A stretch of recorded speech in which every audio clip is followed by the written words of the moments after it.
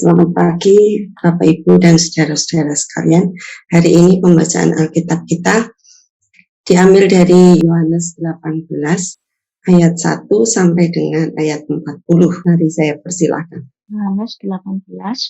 Setelah Yesus mengatakan semuanya itu, keluarlah ia dari situ bersama-sama dengan murid-muridnya, dan mereka pergi ke seberang sungai Kidron. Di situ ada suatu taman, dan ia masuk ke taman itu bersama-sama dengan murid-muridnya.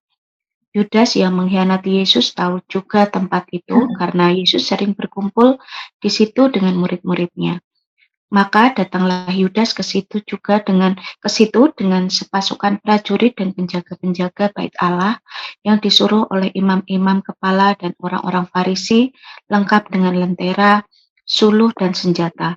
Maka Yesus yang tahu semua yang akan menimpa dirinya, maju ke depan dan berkata kepada mereka, "Siapakah yang kamu cari?" Jawab mereka, "Yesus dari Nazaret." Katanya kepada mereka, "Akulah dia." Yudas yang mengkhianati dia berdiri juga di situ bersama-sama mereka. Ketika ia berkata kepada mereka, "Akulah dia," mundurlah mereka dan jatuh ke tanah. Maka ia bertanya pula, "Siapakah yang kamu cari?" Kata mereka, "Yesus dari Nazaret." Jawab Yesus, "Telah kukatakan kepadamu, akulah dia. Jika aku yang kamu cari, biarkanlah mereka ini pergi." Demikian hendaknya supaya genaplah firman yang telah dikatakannya. "Dari mereka yang engkau serahkan kepadaku, tidak seorang pun yang kubiarkan binasa." Lalu Simon Petrus yang membawa pedang, menghunus pedang itu, meletakkannya kepada hamba imam besar dan memutuskan telinga kanannya. Nama hamba itu Malkus. Kata Yesus kepada Petrus, "Sarungkan pedangmu itu. Bukankah aku harus minum cawan yang diberikan Bapa kepadaku?" Maka pasukan prajurit serta perwilanya dan penjaga-penjaga yang disuruh orang Yahudi itu menangkap Yesus dan membelenggu dia. Lalu mereka membawanya mula-mula kepada Hanas, karena Hanas adalah mertua Kayafas yang pada tahun itu menjadi imam besar. Dan Kayafaslah yang telah menasihatkan orang-orang Yahudi adalah lebih berguna jika satu orang mati untuk seluruh bangsa. Simon Petrus dan seorang murid lain mengikuti Yesus. Murid itu mengenal imam besar dan ia masuk bersama-sama dengan Yesus ke halaman istana imam besar. Tetapi Petrus tinggal di luar dekat pintu. Maka murid lain tadi yang mengenal imam besar kembali keluar, bercakap-cakap dengan perempuan penjaga pintu lalu membawa Petrus masuk. Maka kata hamba perempuan penjaga pintu kepada Petrus, "Bukankah engkau juga murid orang itu?" Jawab Petrus, "Bukan." Sementara itu hamba-hamba dan penjaga-penjaga bait Allah telah memasang api arang, sebab hawa dingin waktu itu, dan mereka berdiri berdiam di situ. Juga Petrus berdiri berdiam bersama-sama dengan mereka. Maka mulailah imam besar menanya Yesus tentang murid-muridnya dan tentang ajarannya. Jawab Yesus kepadanya, "Aku berbicara terus terang kepada dunia. Aku selalu mengajar di rumah-rumah ibadat dan di bait Allah, tempat semua orang Yahudi berkumpul. Aku tidak pernah berbicara sembunyi-sembunyi." "Mengapakah engkau menanyai aku? Tanyailah mereka yang telah mendengar apa yang kukatakan kepada mereka. Sungguh, mereka tahu apa yang telah kukatakan." Ketika ia mengatakan hal itu, seorang penjaga yang berdiri di situ menampar mukanya sambil berkata, "Begitukah jawabmu kepada imam besar?" Jawab Yesus kepadanya, "Jikalau kataku itu salah, tunjukkanlah salahnya. Tetapi jikalau kataku itu benar, mengapakah engkau menampar aku?" Maka Hanas mengirim dia terbelenggu kepada Kayafas imam besar itu. Simon Petrus masih berdiri berdiam. Kata orang-orang di situ kepadanya, "Bukankah engkau juga seorang muridnya?" Ia menyangkalnya, katanya, "Bukan." Kata seorang hamba imam besar, seorang keluarga dari hamba yang telinganya dipotong Petrus, "Bukankah engkau kulihat di taman itu bersama-sama dengan dia?" Maka Petrus menyangkalnya pula, dan ketika itu berkokoklah ayam. Maka mereka membawa Yesus dari Kayafas ke gedung pengadilan. Ketika itu hari masih pagi. Mereka sendiri tidak masuk ke gedung pengadilan itu, supaya jangan menajiskan diri, sebab mereka hendak makan Paskah. Sebab itu Pilatus keluar mendapatkan mereka dan berkata, "Apakah tuduhanmu terhadap orang ini jikalau ia bukan seorang penjahat? Kami tidak menyerahkannya kepada kepadamu. Kata Pilatus kepada mereka, ambillah dia dan hakimilah dia menurut hukum Tauratmu. Kata orang-orang Yahudi itu, kami tidak diperbolehkan membunuh seseorang. Demikian hendaknya supaya genaplah firman Yesus yang dikatakannya, untuk menyatakan bagaimana caranya ia akan mati. Maka kembalilah Pilatus ke dalam gedung pengadilan. Lalu memanggil Yesus dan bertanya kepadanya, "Engkau inikah raja orang Yahudi?" Jawab Yesus, "Apakah engkau katakan hal itu dari hatimu sendiri, atau adakah orang lain yang mengatakannya kepadamu tentang aku?" Jawab Yesus, "Kerajaanku bukan dari dunia ini. Jika kerajaanku dari dunia ini, pasti hamba-hambaku telah melawan supaya aku jangan diserahkan kepada orang Yahudi, akan tetapi kerajaanku bukan dari sini." Maka kata Pilatus kepadanya, "Jadi engkau adalah raja?" Jawab Yesus, "Engkau mengatakan bahwa aku adalah raja. Untuk itulah aku lahir dan untuk itulah aku datang ke dalam dunia ini, supaya aku memberi kesaksian tentang kebenaran. Setiap orang yang berasal dari kebenaran mendengarkan suara." Kata Pilatus kepadanya, "Apakah benar itu?" Sesudah mengatakan demikian, keluarlah Pilatus lagi mendapatkan orang-orang Yahudi dan berkata kepada mereka, "Aku tidak mendapat kesalahan apapun padanya, tetapi pada kamu ada kebiasaan bahwa pada Paskah aku membebaskan seorang bagimu. Maukah kamu supaya aku membebaskan raja orang Yahudi bagimu?" Mereka berteriak pula, "Jangan dia, melainkan Barabas." Barabas adalah seorang penyamun. Bacaan kita sudah kita baca dari Yohanes 18 di ayat yang pertama. Yudas dan sepasukan prajurit dan pengawal itu bertanya kepada mereka semuanya, "Siapakah yang engkau cari?" Lalu yang terjadi, orang yang hendak menangkap Yesus itu mereka sampai mundur dan jatuh ke tanah di ayat yang ke-6. Dan tetap kemudian Tuhan Yesus masih bertanya, "Siapakah yang kamu cari?" Dan mereka menjawab, "Yesus dari Nazaret." Dan kemudian di ayat yang ke-8 itu dikatakan bahwa "Aku yang kamu cari, biarkanlah mereka pergi." Kita melihat di sini bahwa ketika mereka melihat Tuhan Yesus menjawab yang seperti itu, bahkan Tuhan Yesus juga menjawab kalau mereka mau mencari Yesus, biarkanlah murid-murid, karena di situ ada murid-murid yang lain yang bersama-sama dengan Yesus, biarkanlah mereka pergi. Ini menunjukkan bahwa Yesus ingin memberikan perlindungan kepada murid-muridnya. Kalau zaman sekarang ia itu sengaja pasang badan, padahal ia sebagai korban, dan gurunya justru pasang badan. Biasanya kalau gurunya yang hendak ditangkap, maka murid-muridnya yang pasang badan. Tetapi ini sebaliknya. Kemudian hal yang ketiga itu tindakan Petrus yang berusaha membela Yesus. Seperti janjinya dia ingin membela sampai mati, dan Petrus melakukannya karena mereka membawa senjata lengkap, dia juga membawa pedang. Dia di situ dituliskan ayat 10, menetakkan telinga Malkus. Dan tetapi kemudian Yesus memulihkan telinga Malkus ini, mengembalikan seperti semula dan meminta Petrus untuk menyarungkan pedangnya. Dari sini kita tahu bahwa Yesus ingin bahwa apa yang terjadi ini tidak perlu dilakukan konfrontasi. Dan ia melakukan pemulihan ini.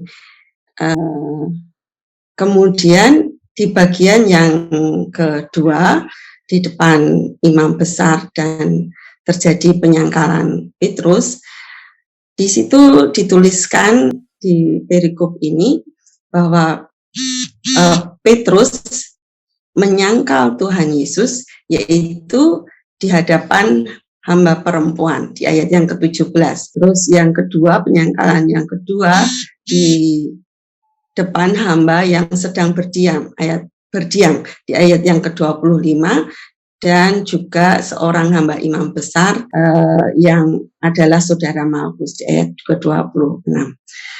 Dari ketiga keterangan ini bahwa ditunjukkan semuanya itu sebenarnya adalah orang-orang yang dalam tanda petik levelnya rendah.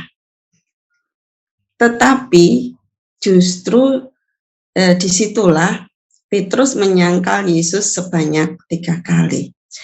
Jadi tidak perlu di depan orang-orang yang punya power yang kuat, tetapi orang-orang yang dalam tanda petik levelnya rendah. Kemudian di bagian kedua dikatakan di situ bahwa Yesus tidak berbicara secara sembunyi-sembunyi. Dikatakan bahwa ayat 20, aku berbicara terus terang kepada dunia, aku selalu mengajar di rumah ibadat dan di bait Allah, tempat semua orang Yahudi berkumpul. Aku tidak pernah berbicara sembunyi-sembunyi. Jadi selama ini ditunjukkan di situ, di ayat 20 itu tidak ada gerakan bawah tanah, semuanya itu transparan, ditunjukkan kepada orang-orang yang mendengar pengajaran Yesus. Tetapi ini semuanya memancing kemarahan para pengawal, dan ada satu orang pengawal sampai menampar muka Tuhan Yesus. Karena di ayat 21 itu ditambahkan juga kisah bahwa mengapa engkau menanyai aku? Tanyailah mereka yang telah mendengar apa yang kukatakan kepada mereka. Sungguh mereka tahu apa yang telah kukatakan. Jadi Tuhan Yesus menyatakan dengan lugas, tetapi ini membuat kemarahan seorang penjaga yang berdiri di situ di ayat 22, kemudian menampar mukanya sambil berkata, begitukah jawabmu kepada imam besar? Ini merupakan pembelaan yang salah dari penjaga bait Allah, karena Yesus itu hanya mengatakan sesuatu yang sebenarnya terjadi, tetapi penjaga itu menampar Yesus. Nah, ini artinya bahwa sebenarnya kekerasan itu sekali lagi ditunjukkan, kekerasan itu tidak perlu ditanggapi dengan kekerasan. Misalnya karena Yesus waktu itu dibelenggu, misalnya kalau zaman sekarang meludah kepada orang itu atau dan seterusnya, menambahi konfrontasi yang terjadi. Tetapi itu tidak dilakukan oleh Yesus. Kemudian yang ketiga itu di depan Pilatus. Di depan Pilatus ini dikatakan bahwa Yesus dihadapkan ke Pilatus itu karena dia dituduh sebagai penjahat. Tetapi kita tidak melihat ada bukti kejahatan yang sudah dilakukannya. Bahkan semuanya itu dipakai hanya untuk supaya orang-orang Farisi itu bisa masuk ke dalam otoritas pengadilan pemerintah. Kemudian orang-orang Farisi itu mempunyai maksud untuk membunuh Yesus. Dan tetapi tidak dilakukan oleh tangan mereka sendiri. Mereka memakai tangan Pilatus atau pengadilan pemerintah. Di hadapan Pilatus, Tuhan Yesus mengatakan bahwa raja atau kerajaannya bukan dari dunia. Jadi tidak perlu dengan kekerasan, tidak perlu dengan konfrontasi atau mengajukan murid-muridnya untuk berperang dan seterusnya. Kita melihat ada 2 keputusan yang dilakukan salah oleh Pilatus, yaitu yang pertama mau diperalat untuk membunuh demi karir politiknya. Yang kedua, Paulus pada akhirnya memberi pilihan, justru pilihan yang diberikan itu menjadi bumerang. Mereka meneriakkan supaya membebaskan penyamun, yaitu Barabas, dan menyalibkan Yesus yang tidak bersalah tetapi dituduh penjahat. Jadi tidak ada bukti. Apa yang kita bisa pelajari dari bagian Yohanes 8 ini, ada amanat teksnya, yaitu yang pertama, Yesus tahu visi hidupnya, karena itu ia tetap ingin melindungi para murid. Sehingga murid-murid diharapkan, dikatakan dia supaya dilepaskan. Kemudian yang kedua, kekerasan itu bukan solusi, tetapi pemulihan dan damai. Yang ketiga, penyangkalan tidak selalu berakibat akibat ditekan orang yang berkuasa, tetapi juga oleh orang-orang rendahan. Yang keempat, pengadilan manusia banyak kali tidak imbang karena hanya ingin menegakkan kepentingan pribadi. Kemudian aplikasinya apa yang kita bisa dapat? Yang pertama, mari kita teguh berpegang pada visi sehingga tetap bertindak positif di saat-saat yang genting. Itu yang Tuhan Yesus teladankan bagi kita. Yang kedua, kita tidak menyangkal Tuhan. Kita seharusnya tidak menyangkal Tuhan karena alasan apapun, apalagi yang remeh, apalagi yang hanya di hadapan orang rendahan seperti yang Petrus lakukan tadi. Kemudian yang ketiga, bersyukur untuk pengorbanan dan perlindungan Tuhan Yesus, karena guru kita yang agung, Tuhan kita yang sungguh sangat mengasihi, korbannya, sengsara dan kematiannya itu membawa keselamatan kita, dan kita pada akhirnya diperkenankan untuk melayaninya. Amin. Tuhan memberkati kita semuanya. Kita meresponi renungan pagi ini dengan lagu Tak Terukur Kasih-Mu Yesus.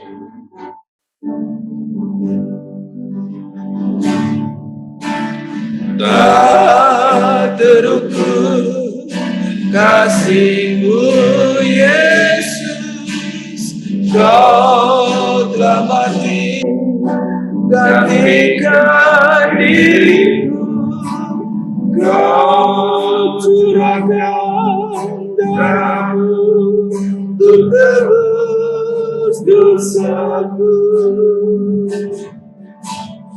Tak terukur kasih-Mu Yesus, Kau telah mati gantikan diriku, Kau curahkan darah-Mu untuk tebus dosaku.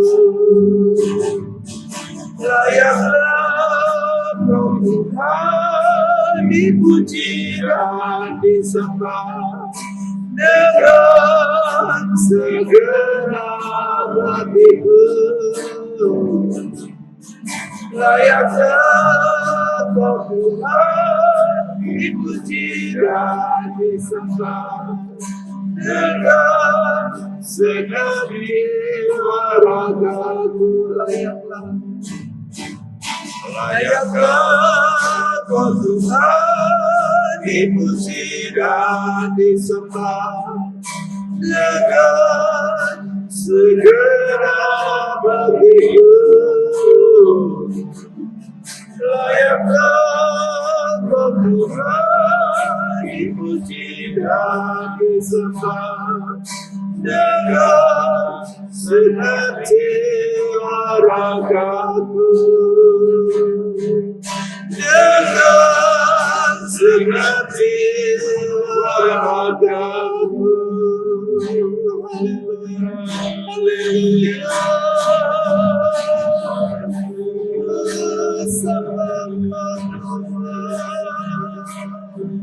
Layak Kau dipuji disembah. Haleluya.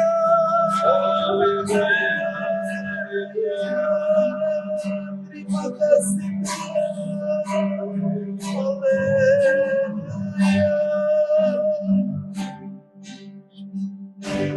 Kita bersyukur yang menerima kasih Kristus, pengorbanan Yesus sungguh nyata buat kita masing-masing. Kita berdoa bersama-sama.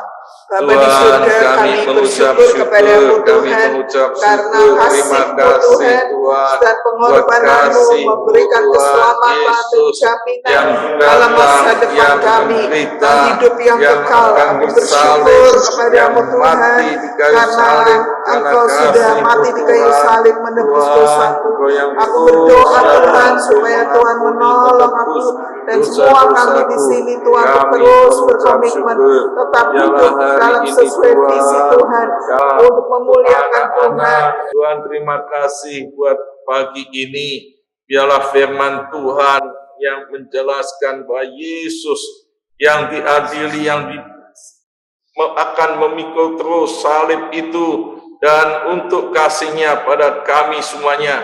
Biarlah kami senantiasa menyadari kasih Kristus dan terus melakukan yang terbaik untuk Kristus dan untuk sesama, untuk men-sharingkan keselamatan yang adalah anugerah dari Yesus Kristus bagi semua manusia berdosa, supaya diselamatkan. Tuhan sertai, Tuhan urapi dengan kuasa Roh-Mu yang kudus. Tuhan membuat semuanya berhasil. Berkati semuanya Tuhan dalam keluarga, dalam kesehatan. Tuhan berkati dalam pelayanan, dalam pekerjaan, studi, setiap langkah hidupnya. Tuhan berkati semuanya. Kami mengucap syukur, segala kemuliaan hanya bagi nama-Mu. Tuhan lindungi supaya kami terus melayani Tuhan. Di dalam nama Tuhan Yesus.